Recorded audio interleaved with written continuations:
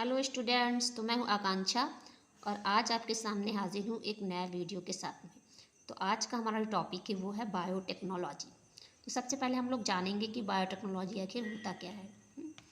तो बायोटेक्नोलॉजी दो शब्दों से मिलकर बना हुआ है, जैसे कि बायो और टेक्नोलॉजी, मतलब बायोलॉजी के साथ में टेक्नोलॉजी भी। ठीक है, मतलब जब बायोलॉजी में टेक्नोलॉजी का यूज़ करके उनको मानव हित में प्रयोग करना, यानी जो मानव के लिए हित हो जिनमें, ठीक है, उनमें प्रयोग करना, नए नए रिकॉम्बिनेशंस बनाना आदि सब बायोटेक्नोलॉजी के माध्यम से ही संपन्न हुआ है। बायोटेक्नोलॉजी के माध्यम से बहुत सारी आनुवांशिक बीमारियां जो होती हैं उनको दूर किया जा सकता है। क्या होता है कि उनको जीन्स को काट कर निकाल दिया जाता है, जिससे जो बीमारी जिस जीन्स पे होती है उससे निजात मिल जाती है। इसके अलावा पौधों में भी बायोटेक्नोलॉजी को बहुत ही यूज़ किया गया है। यूज़ करके उनको मोस्ट रेजिस्टेंट बनाया जाता है और उनकी गुणवत्ता को बढ़ाया जाता है। जैसे कि गोल्डन राइस का नाम आप लोगों ने सुना होगा, ना सुना होगा तो मैं बता देती हूँ कि गोल्डन राइस को उनकी जेनेटिकली रूप से मॉडिफाइड किया गया है और उसको मोर रेसिस्टेंट पावर दी गई है। उसकी उपज भी बहुत ज़्यादा है और ये गोल्डन कलर का चावल होता है। और इसमें विटामिन, इसकी सबसे महत्वपूर्ण खासियत ये है कि इसमें विटामिन ए की बहुत ज़्यादा मात्रा होती है। इसी प्रकार से मतलब टेक्नोलॉजी का यूज़ करके गुणवत्ता को बढ़ाया जाता है, फूड वैल्यू को या फूड न्यूट्रिशन को बढ़ा दिया जाता है। तो चलिए, इस वीडियो में हमने पूरा यही बताया हुआ है। तो बायोलॉजी में उन सब टेक्निक्स का वर्णन किया जाता है जिसमें जीवधारियों व उनसे प्राप्त एंजाइम्स का प्रयोग करते हैं, जो कि मनुष्य के लिए क्या हो, उत्पाद, उपयोगी उत्पाद हो, प्रोडक्ट हो, वह प्रक्रम का विकास किया जाता है। जैसे कि ब्लड और अल्कोहल। अब जैसे ब्लड जो अल्कोहल है, ये फर्मेंटेशन की प्रक्रिया के पश्चात बनते हैं। सूक्ष्म जीव जो होते हैं वो फर्मेंटेशन की क्रिया को संपन्न करते हैं, इससे ब्लड और अल्कोहल बनते हैं।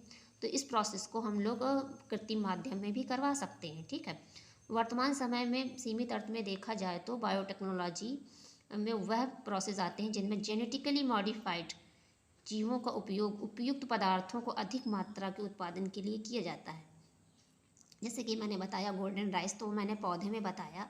ठीक है, इस तरीके से जानवरों में भी होता है। आगे चल कर प्रोसेस जैव तकनीकी का उपयोग किया गया है।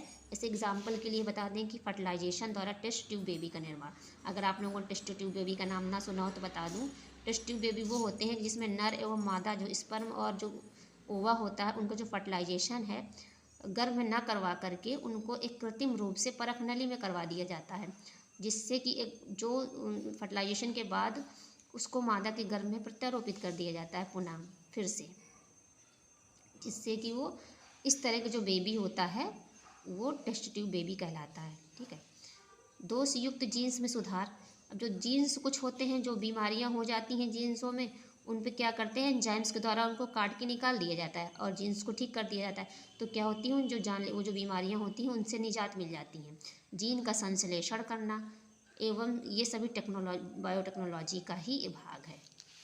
इस प्रकार से बायोटेक्नोलॉजी में बहुत ही मानव के लिए उपयोगी सिद्ध हुआ है। अब डीएनए रिप्लिकेशन क्या होता है? तो जो डीएनए रिप्लिकेशन होता है, इसका दूसरा नाम होता है डीएनए डुप्लीकेशन। मतलब जब डीएनए अपने ही तरह की दूसरी कॉपी बना लेता है उसे कहते हैं डीएनए रिप्लिकेशन। तो जो डीएनए द्विगुणन होता है वो अर्धसंरक्षी विधि यानी सेमी कंजर्वेटिव मेथड से अपनी संख्या को बढ़ाता है, यानी रिप्लिकेशन करता है, अर्थात द्विगुणन करता है। इसमें बनने वाला नया डीएनए मॉलिक्यूल में एक स्ट्रैंड पुराना होता है और एक स्ट्रैंड नया होता है। आप लोगों ने सुना होगा कि डीएनए जो क्या होता है, डबल स्ट्रैंड होता है। तो क्या करता है, एक पुराना स्ट्रैंड होता है, दूसरा नया होता है। ठीक है, तो एक दोनों बनते बिगड़ते रहते हैं, मतलब पुराना बिगड़ता रहता है, नया बनता रहता है। तो डीएनए रिप्लिकेशन की खोज जो किसने की थी? खोज की थी J.H. टेलर एवं वुड ने की थी, तथा इसे रेडियो एक्टिव एक्सपेरिमेंट के द्वारा मेसेल्सन एवं स्टेहन ने सिद्ध किया था। तो इसमें डीएनए में क्या होते हैं, जो दो धागे होते हैं, तो दोनों धागों का देखो कैसे, इस दोनों धागों को क्या कहते हैं, स्टैंड के नाम से जानते हैं। तो जो एक स्टैंड होता है वो 3' से 5' की तरफ डायरेक्शन में होता है, इसे लैगिंग स्टैंड के नाम कहते हैं। और दूसरा जो स्टैंड होता है वो 5 से 3 डायरेक्शन के स्टैंड होता है, इसे कि लीडिंग स्टैंड कहते हैं।